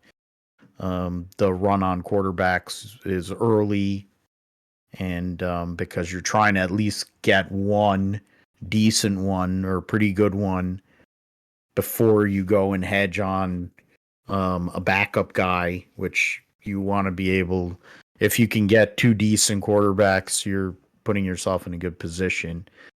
I'm trying to remember who I had last year, but I'd have to go and switch my accounts here to my Speed Racer, but yeah, but I'll get to that in a little bit. But I mean, what are you thinking, Josh? You're I should. Well, I'll let you talk about what your thoughts are for the league. I mean, you've been, as we always say, or most of the time since we've done the show, you've been one of the more competitive guys in this league, and it is a deep league, tough league. So, one of your two that you compete in, you compete in a work league as well. So, different things you have to do for this one compared to the other one for sure. Yeah, I mean, this one obviously got to stay on top of things. I think it's just going to come down to picking the right running back and the right quarterback. I think that'll get you really far. If you're able to do that. I mean, telling who's going to be available and everything. I mean, I know the draft order is going to be reverse order, right? Or is it randomized reverse order? Okay. Yeah. So, yeah, I mean, it's just going to come down to that, having the availability and, picking the right defensive players, at the end, and everything, wide receivers as well. I mean, it's always going to be like doing the trendy thing and picking a wide receiver first round, but I feel like that doesn't, well, maybe in our league it might work, but yeah, I feel like it's probably whoever, everybody's gonna, as soon as one guy picks a QB, everybody's gonna pick a QB, and then everybody's gonna pick a running back and everything. But I'm just gonna go by positional value, I think, and fantasy value, accordingly, and just try to I just try to go best player available, or anything, or even go on a player that is overlooked in fantasy but ends up breaking out because of the way the scheme is, or something like that. So yeah, I mean, and it was very, very broad based and generalized and everything, but just try to draft the best team possible and all that. And then I guess strategy for the season, I mean, obviously start the best players and all that, but I gotta try to be more active in the waiver wire and doing trades and stuff. So I feel like I always tend to hold on to the best players, but even guy like you draft like last, like you don't have to like keep him just because you picked him up. I mean, they're not worth, late rounders aren't really worth keeping unless like they turn out to be really good. So just make the move, if you need to part ways, or try to offer up a trade there. So that'll be something I'll potentially look at here throughout the years, to try to actually use some of that free agent budget and do some wheeling and dealing if I need to. Yeah, it's something where there are certain guys that are always on the waiver wire. Me, I pretty much, it's just a part of how I've played forever, and you always have to look. In my mind, you're always having to look to improve, and not just improve for that week, but improve for later on in the season, right? So draft is one piece, and it's fun, and it's definitely intense for that hour and a half, but it doesn't truly determine your final result. You have opportunities through trades, through waivers, through whatever, and that's another thing. Waiver budget, doing that's different from most leagues, which also adds an additional piece of strategy to the deal, and it makes it fun. we're, what is it, 18 years into this league. So, and it's grown to this, 10-man league, and it's very competitive, deep. Even the players that may not theoretically be the most well-known can go out there and get a win. So, it's something I love. I mean, look, I love football.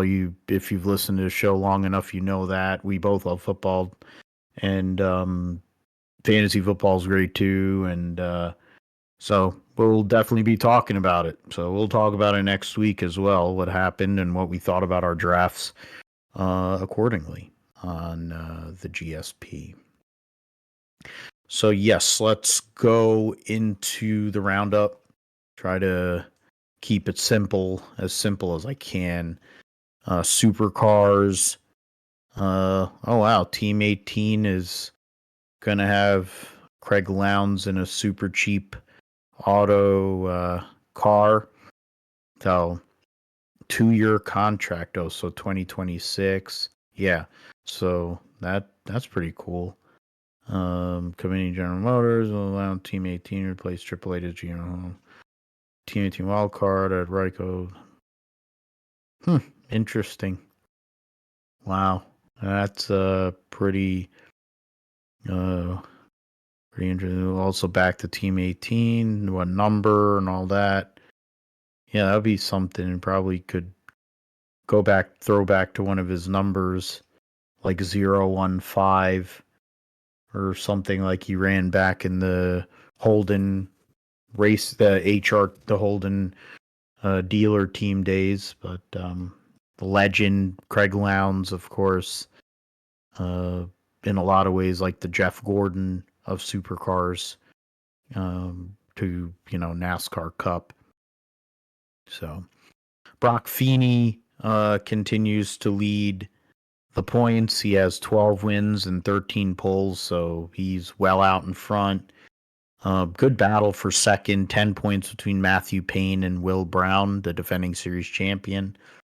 Cam Waters in fourth, Mostert fifth, Brody Kostecki in sixth, Anton DePasquale, Andre Heimgardner, Ryan Wood, and Thomas Randall, your top 10. Kai Allen has last driver with double-digit points at the moment. So the winners at Ipswich was Brock Feeney in races 1 and 3, and Will Brown in race 2. Yeah, I guess Brock Feeney is going to win this championship, unless it's kind of the same situation as like Corey Heim at this point. And let us move forward to Indy next. It was interesting qualifying on Saturday for the Indy next. Based on the practice, they have split qualifying, and they base that on, they go and take each side of the grid. So whoever is the fastest goes and gets the whatever 1, 3, 5, 7, 9, and then the other side is 2, 4, 6, 8, blah blah blah. So go through, get a results in the race. Dennis Hauger goes out and makes a great start. Makes a huge pass and turn in the festival chicane there, and passes pole sitter Kyle Collette, his championship rival, goes off and leads the entire race. Miles Rowe qualified second and finished third. So Hauger, Collette, Rowe, Callum Hedge, Salvador D'Alba, your top 5. Niels Coulin in 6th. Michael D'Orlando making his first start of 2025. The New York State driver finishes 7th after starting 16th. Jordan Missig, Juan Manuel Correa, and Lockie Hughes rounding out your top 10. Josh Pearson just outside there. Jack William Miller had a incident in qualifying, started not dead last, was able to move up to 13th. And so the points now, Rookie of the Year locked up for Dennis Hauger, 54-point lead on Caio Collet with 2 races to go on ovals. Lockie Hughes in 3rd, Miles Rowe 22 points back in 4th, Josh Pearson in 5th. Salvador D'Alba is with 16 points back behind Pearson. And they're Hedge, Colin, Jack William Miller, Jordan Missig. Those at 8th through 10th is close there. So we'll see what happens in a couple of weeks at Milwaukee. Hauger, of course, already has that locked up. 122-point lead on his teammate Lockie Hughes there. So going to look to get the double. Hauger, of course, probably is going to get locked out of an IndyCar ride, even though he's plenty capable of having an IndyCar ride. We will move to Moto 2 because I'm not going to bother to reference MotoGP. There's no point. Let's see here. Moto 2 results and standings. The championship standings in Moto 2 going into this weekend's race. They show, that's nice. They actually put the positions from the last 3 races on there. Manuel Gonzalez, 25-point lead on Aaron Canet. Barry Baltus, 3rd. Morera, Dixon, Ancuegas. Joe Roberts in 10th after our Trackhouse planning a swoop for American Moto 2 star. That would be good. Is that his career stats? Yeah. The 3 wins, 9 podiums, 9 poles, 100. Yeah, that's crazy. Marcos Ramirez blows Moto 2. Oh, so current, 10 results standings. Are they going to show his? Yeah. The Czech Grand Prix. Go to Moto 2. Yeah, Joe Roberts, coming off of winning the race at the Czech Grand Prix last time out. So momentum in his favor here. 1st, 6th, and 5th, the last 3 rounds. So he's got good momentum. Baltus also has some good momentum. A couple of 2nd place finishes in the last 2 races. So see how that goes in the Moto 2 category. And then, we will have NHRA at Brainerd this coming weekend. There's going to be a couple of new drivers or returning drivers this last race before the playoffs start for the NHRA. You're going to have, Menards on the Buddy Hull car. Bobby Bodie. Interesting new sponsors. Names Jordan Vandergriff. Oh, wow. Jordan Vandergriff going from TV to driving Sean Reed's car. Wow, that's a good deal for him. I want to go into the entry list and stuff out of curiosity for the Lucas Oil Nationals. So they do have meet your favorite drivers, driver info, entry list. So in So no no pro stock motorcycle, mountain motor pro stock, top alcohol dragster, no pro mod. Okay, top fuel motorcycle is there. So, all right. So in top fuel, there's what, 4, 5, 6, 7, 8, 9, 10, 11, 12, 13, 14 cars this week. Yeah, Jordan Vandergriff will be driving the Reed, Sean Reed car. You have Ida Zederstrom there. A couple other guys there. Billy Torrance actually making a start this week. I guess what is it? Tony Schumacher will come back at Indianapolis, and that's also Jasmine Salinas will be coming back at Indianapolis, so it'll be a deeper field. 3, 4, 5, 6, 7, 8, 9, 10. So 16 cars in funny car. Bobby Bodie will be making a run at it this weekend. You have Hagan signed a multi-year extension to stay with TSR and Dodge. We got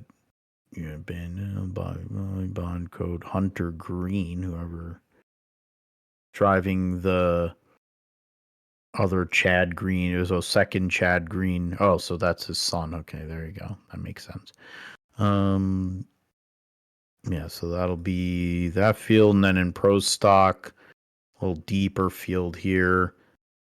5, 6, 8, 9, 16, 17, 18, 19, 20. So 20 cars in this field. What is it? 1, 2, 3, 4 Mustangs. Of course, some of them they actually are powered. Fernando Quadra's Mustang is actually powered by a Ford engine versus his brother Christian, who has a Chevy engine. I don't know what DRCE is, but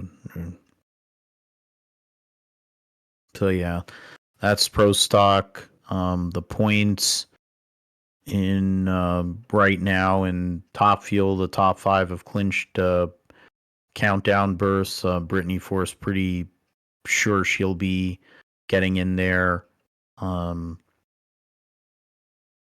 As it stands right now, I think there's really only going to be 9 drivers in the playoff because Sean Reed's not going to be able to run because of his injuries, unfortunately.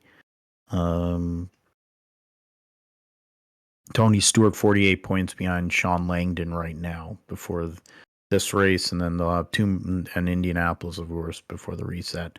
Proc, Hagan, Beckman, the only 3 that have locked into the funny car points. Caps and Paulie are probably going to do so this coming weekend. Cruz Pentragon's only 2 points behind Alexis DeJoria. Chad Green, 17 points behind DeJoria, 18 points behind Tasca. So there's actually a really good battle there on the cut line there for the funny car category. Pro stock, 5 cars I've already locked in. Would think that Aaron and Greg Stanfield, Jed Coughlin Jr. all lock in soon enough. Dallas Glenn, 37 points out of his teammate, Greg Anderson, there. And Pro Stock Motorcycles, 6 riders have already locked in. Herrera, 70 points out of his teammate, Richard Gadsden, 122 out of Matt Smith. Gianna Evaristo, Bostic probably will lock in at Indian. I think without whoever this Braden Davis or one of these other people having a big run, I figure that top 10 is what it's going to be. All right, so let us move forward into Cup and Trucks. To the Truck Series race, the Eero 250 at Richmond. the entry list 37 for 36, so somebody will be going home. You have Brent Cruz driving the 1 for Tricon. Nobody announced in the 02 as of yet. For Youngs, Clayton Green in the Reum number 2. Norm Benning. Sammy Smith will be in the 7 for Spire. Christian Eckes making a return to the trucks in the number 16 for McAnally Hilgeman. Stephen Malazzi making a start for Reums. Matthew Gould driving for Nice Motorsports. Andres Perez de Lara in the number 44 for Nice. Bailey Curry in the number 45.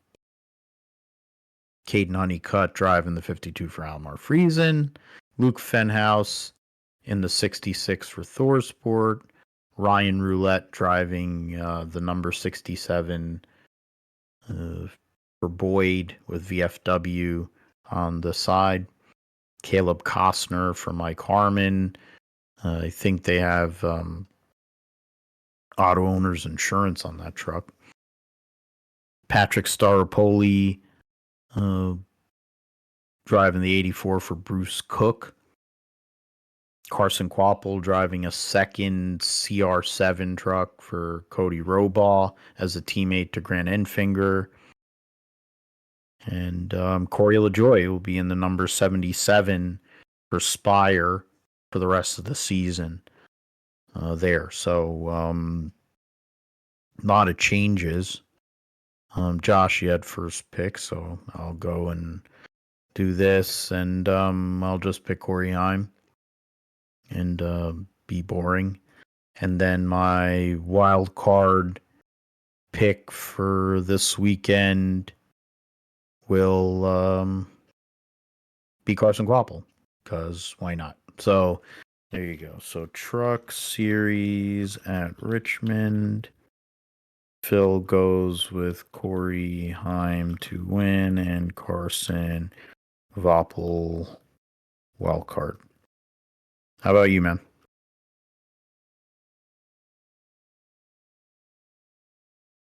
I will say we picked Corey Heim, so yeah, I'll say Lane Riggs wins this weekend. And wild card, we'll go with. There's really not a lot of good choices here. You know, that was like the only really good one there.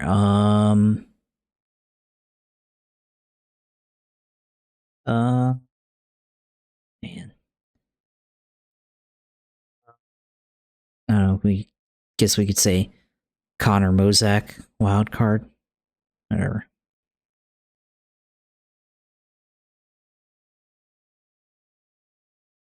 I mean, he is a regular, so, but it's still, you know, he's buried in points, so you would think if he had done something on a road course would be one thing, but he wasn't able to last week. All right. The Cup Series at Richmond last year, of course, was Bald Spot Dylan running over everybody. Cookout 400 at Richmond Saturday night. There's 39 for 40, so nobody's going home. You go through some of these. Yeah, you got it's more like the sponsors, but the Jesse Love will be in a third RCR car, the number 33. Number 44 probably will be JJ Ailey. Trying to see who. Corey Heim will be in the 67 for 2311. Booty Barker on the box. So yeah, those are your those are the two of the two of the three open part-time cars that'll be in this race. So otherwise, your usual suspects, Josh, you get first dibs on this one.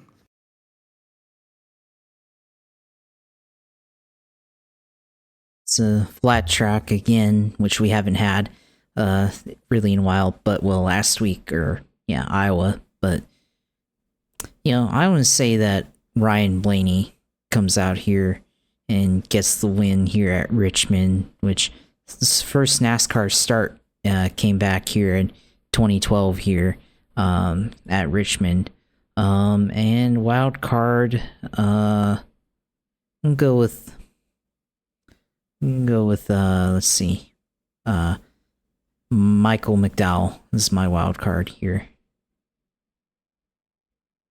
Wild card, interesting there. And after possible opportunity race last week at Watkins Glen didn't work out too well, but it'd be something if they were able to put it together here on a short track.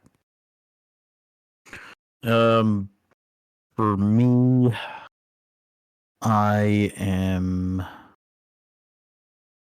going to go with Chris Bell as my pick for the win. And then, when you consider there's 36, so right now. So Chris Bell, and I'll pick Josh Berry. There you go. Because let's see, in terms of Chris Bell, it's one of his better tracks, I would think. I mean, he's good at a lot of places. Toyotas have done very well at Richmond over the years. I'd like to pick Chase Briscoe, but I'd rather not, to not bring the bad juju. And then, Josh Berry, this is one of his best tracks, period. So those are the picks for Richmond. We'll see how the car races. I'm sure it won't be amazing, but we'll take the best out of it. Night race and the like. Josh, it's time for you to talk about iRacing and everything else going on in gaming and sim segment. Yeah, I mean, of course, on iRacing, did some Watkins Glen, had the ups and downs there.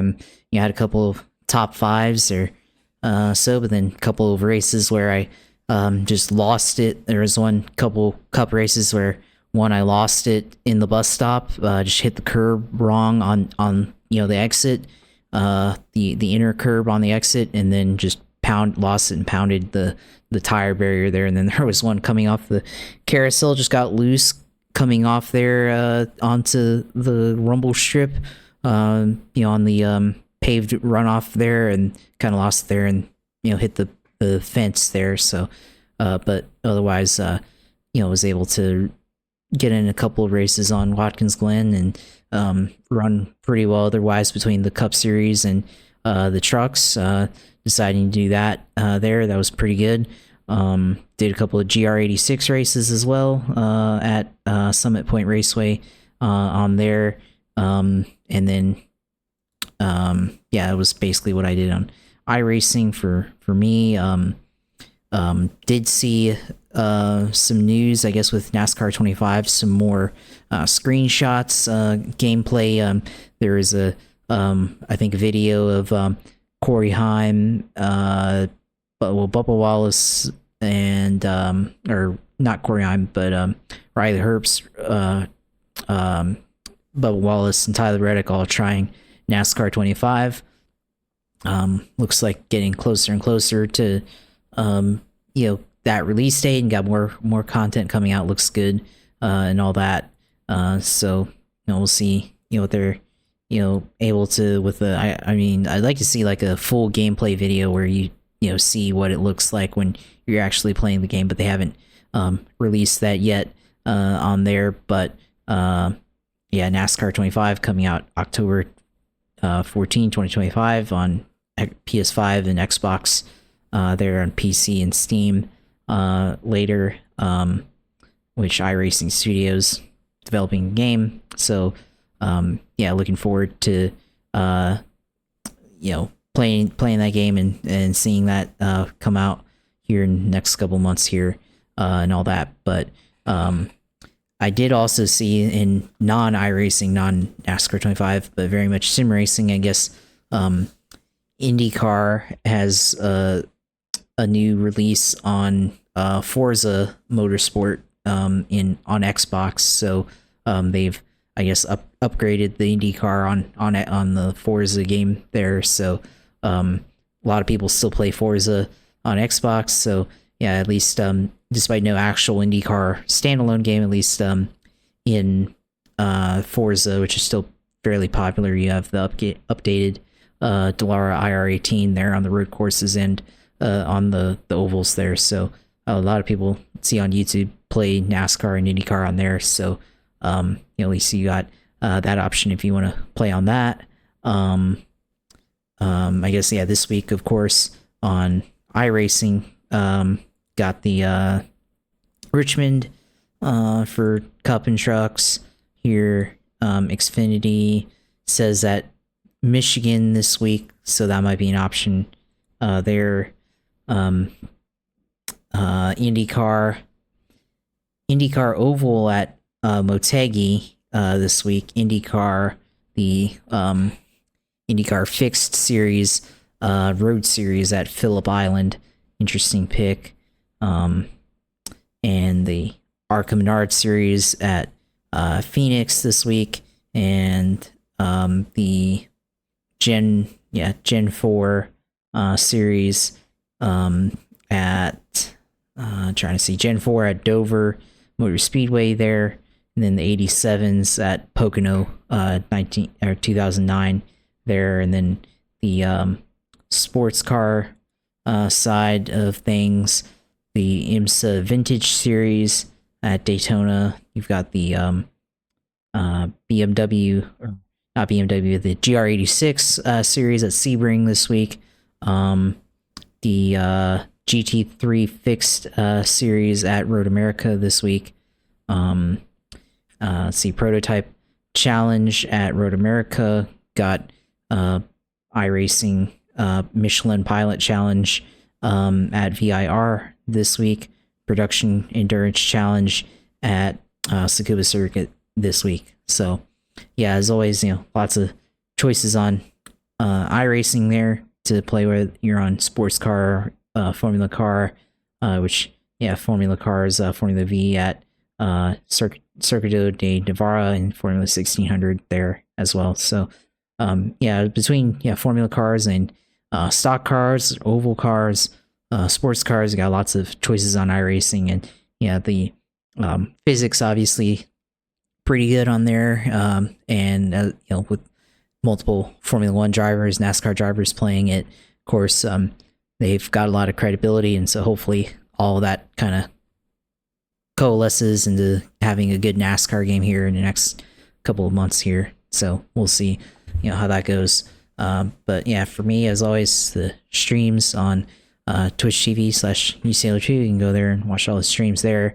Got the Twitter account at JB Helpline on there, and then of course our YouTube page at Gripship Podcast on YouTube, and follow our page there and subscribe to our content on there. So yeah, another week of racing here, and we're getting closer to football now, and can't wait for our draft on Sunday, and looking forward to participating in that, and seeing what kind of fantasy team I end up with for this year, at least for the next couple of weeks until the regular season starts. Yeah, absolutely, man. I'm looking forward to it too, and definitely one of the best parts of the year. I always enjoy that pre-game for whoever is able to show up for the call, and just to kind of BS with friends, and that's what makes the league one of the many reasons why I enjoy the league, of course. So for me, you can find us. Josh mentioned the Gripster Podcast YouTube page. You can find the show on GSP 1428 YouTube page, philipgmatthew.com, and podbean.com. These are all places where you can get the audio feed. You can find me on Twitter at pgmatthew28. You can find me on Instagram, Blue Sky at pgmgsp28.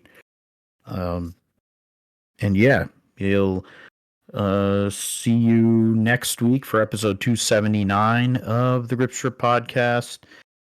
Talk about the weekend at Richmond for Cup and Trucks. We'll talk about football, as you said, with the draft and everything, and NFL preseason week 2. MotoGP, NHRA, IMSA GT, and then IndyCar and Indy next. We'll also have previews for Daytona, the Daytona regular season finale for Cup, and then Xfinity will be back for first of 4 races in a row. And then, of course, the Tate Fogelman algorithm coming back out at Daytona. Josh, of course, with the sim segment, and anything else that comes up, we'll talk about next week on the GSP. So for Josh, I'm Phil. Thanks for listening. Thanks for supporting, and we'll see you next time.